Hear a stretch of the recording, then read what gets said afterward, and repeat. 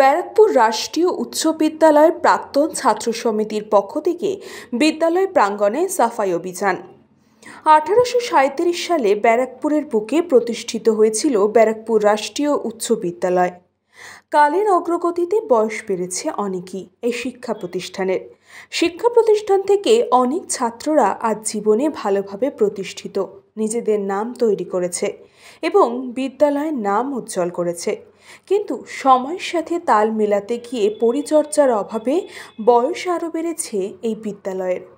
বর্তমান ছাত্রদের যথেষ্ট এই অসুবিধার সম্মুখীন হতে হয়।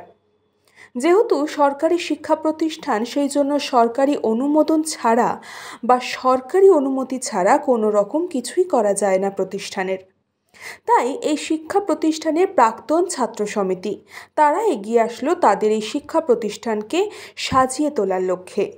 কারোর বয়স 70, কারোর আবার 80, কেউ আবার 60-এর গণ্ডি সবে মাত্র পেরিয়েছেন। কিন্তু তারা প্রত্যেকেই এই বিদ্যালয়ে প্রাক্তন ছাত্র, তাই নিজেদের বিদ্যালয়কে অবহেলায় ফেলে রাখতে তারা চাইছে না। সেই কারণেই ব্যারাকপুর রাষ্ট্রীয় উচ্চ বিদ্যালয়ের প্রাক্তন ছাত্র সমিতি গঠন করে এই সমিতির মধ্যে দিয়ে তারা বিদ্যালয় পরিষ্কার পরিচ্ছন্ন এবং বর্তমান ছাত্রদের জন্য কিছু উন্নত মানের জিনিস যোগান দিয়েছেন। আমার বিদ্যালয় আমার মা, ময়লা হতে দেব না, এই স্লোগানকে সামনে রেখেই ব্যারাকপুর রাষ্ট্রীয় উচ্চ বিদ্যালয় স্বচ্ছতা রূপায়ণের কাজে হাত লাগালেন প্রাক্তন ছাত্র সমিতি।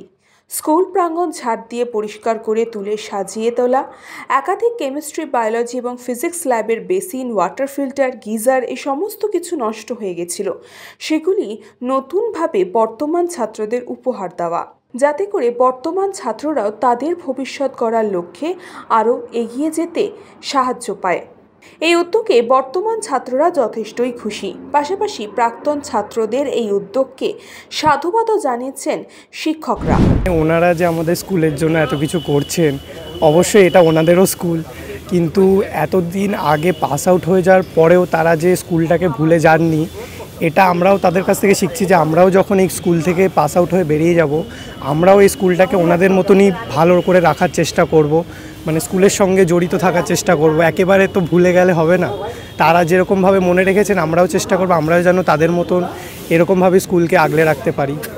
সুবিধা তো অবশ্যই হয়েছে, মানে স্কুল তো আজকের না, অনেক দিন আগেকার স্কুল, বহু বছর পুরনো স্কুল। প্রাকৃতিক কারণে অনেক কিছু ক্ষয়ক্ষতি হয়েছে, সেগুলো পূরণ করেছেন ওনারা। এর জন্য তো আমাদের যথেষ্ট পরিমাণে উন্নতি হয়েছে স্কুলের। মানে স্কুলের কিছু ঘরের অবস্থা একটু খারাপ ছিল, ওনারা সকলে মিলে আমাদের সেই খারাপ স্কুল ঘরটিকে আবার নতুন করে তৈরি করে দিয়েছেন। এর জন্য তো আমাদের সবাই খুবই উপকৃত হয়েছি এবং আমাদের সকলের খুব খুশি হচ্ছে স্কুলটাকে আবার এরকমভাবে নতুন করে গড়ে তোলা আমরা দেখতে পাচ্ছি। তাই ধন্যবাদ জানাবে?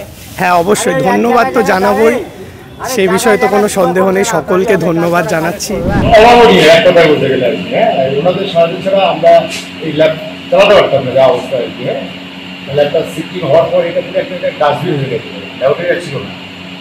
স্কুলের টিচার প্রত্যেকেরই মানে পরিবেশগত দিক থেকে একদম একটা আনহাইজিন ছিল। হ্যাঁ, ওনারা যেভাবে এগিয়ে এসছে আমি সত্যিই তাই যে এখানে অনেকদিন ধরে এটা নোংরা হয়েছিল অনেকটাই। তা আমাদের তো সরকারি বিদ্যালয়ে যে গ্রান্ট আছে সেটা পর্যাপ্ত পরিমাণে পাওয়া যায়নি। তা এনারা না থাকলে সত্যি কথা বলতে এনাদের উদ্যোগেই যেটুকু পরিষ্কার পরিচ্ছন্ন হওয়ার হয়েছে। ওনারা প্রচুর পরিশ্রম করেছেন, অন্যান্য ল্যাবেও কাজ করেছেন, বাইরেও অনেক কাজ করেছেন, দেখেছেন আপনারা নিশ্চয়ই পরিষ্কার করছেন, এখন নিজের হাতে ওরা করছে ওনারা।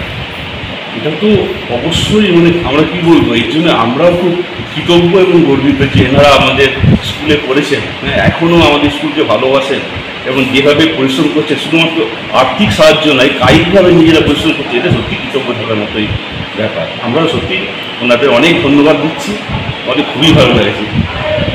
মানুষ গড়ার কারিগর প্রতিটা শিক্ষা প্রতিষ্ঠান, তাই সেখান থেকে প্রতিষ্ঠিত হওয়ার প্রথম শিক্ষা পেয়েছে। সেই শিক্ষা প্রতিষ্ঠানকে ভুলে না গিয়ে সেই শিক্ষা প্রতিষ্ঠানের পাশে দাঁড়ানোর চেষ্টা করেছেন তারা, এমনই জানালেন প্রাক্তন ছাত্ররা। আমরা যখন মূলত এটা মানে এত কর্মকাণ্ড এটা শুরু হলো, এর আগে আমাদের অ্যাসোসিয়েশন ছিল, আমরা নিজেদের মতো চলতাম। 22 সালে আমরা যারা 1972 ব্যাচ, আমাদের 50 বছর পাস আউটের পূর্তি।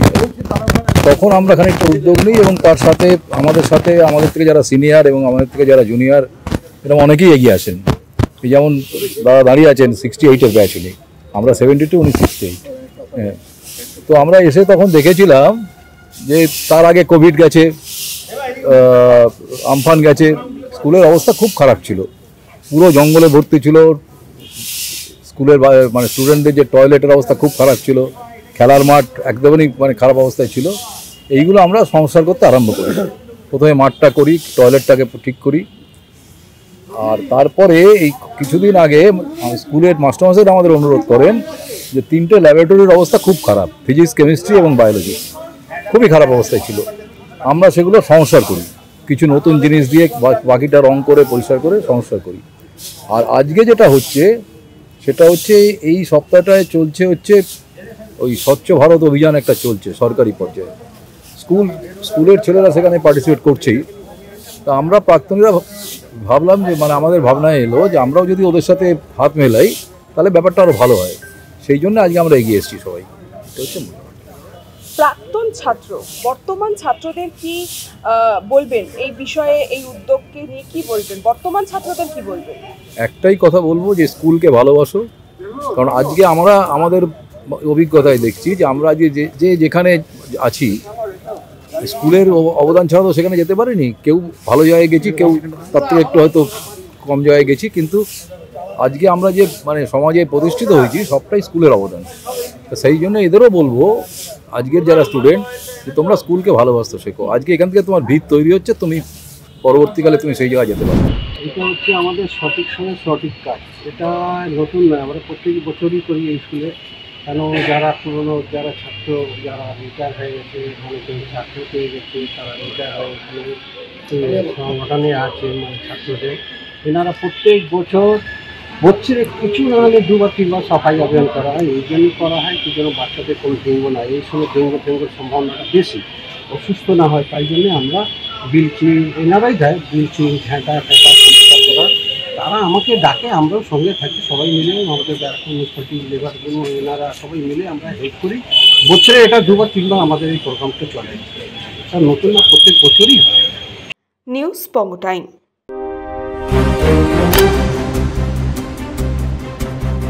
फास्ट मूविंग वर्ल्ड में वही आगे है जिसके पास है स्पीड, जैसे मेघबाला ब्रॉडबैंड।